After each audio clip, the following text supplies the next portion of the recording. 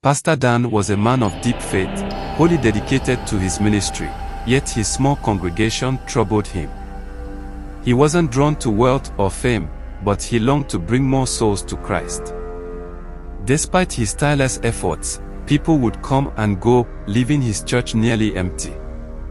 Meanwhile, Prophet Peter, popularly known as Talk to Me, led a massive congregation at Solution Like Water Ministry. Thousands flocked to his church, eager for miracles and prophecies. His reputation spread like wildfire, and his programs were widely attended. As fate would have it, Pastor Dan often printed flyers for Prophet Peter's church. He admired the prophet's influence and began to wonder, what is he doing that I am not? One day, while printing new flyers, Pastor Dan decided to approach Prophet Peter. "Sir, please, I would like to have a word with you," he said. Prophet Peter smiled. "Come to my office tomorrow. I hear a voice telling me to help your ministry. Make sure you come." Pastor Dan's heart leaped. This is my chance. The next morning, Pastor Dan wasted no time driving to the headquarters of Solution Like Water Ministry.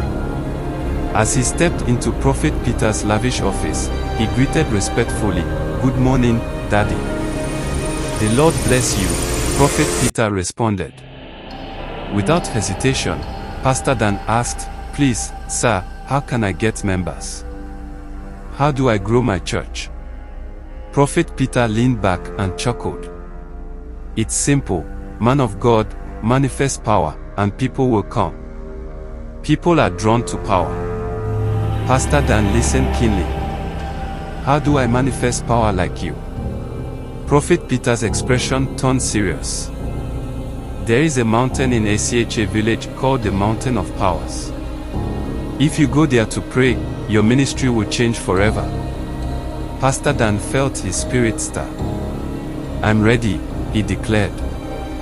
The prophet nodded and gave him directions to the mountain. However, he deliberately withheld the full truth about what lay ahead. Pastor Dan set out on the journey, eager to receive divine power. He arrived at the dense forest surrounding the Mountain of Powers and climbed to the peak. There, he began a 7-day fast, crying out to God for the anointing to grow his ministry. On the 7th night, an eerie wind blew, and a deep voice echoed through the mountain.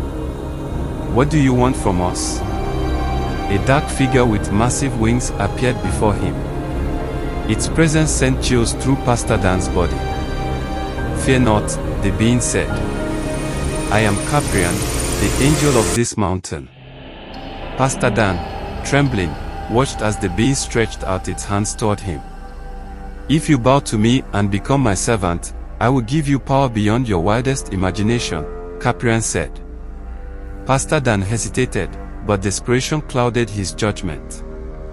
He fell to his knees and bowed before the being, pledging allegiance. Caprian smiled.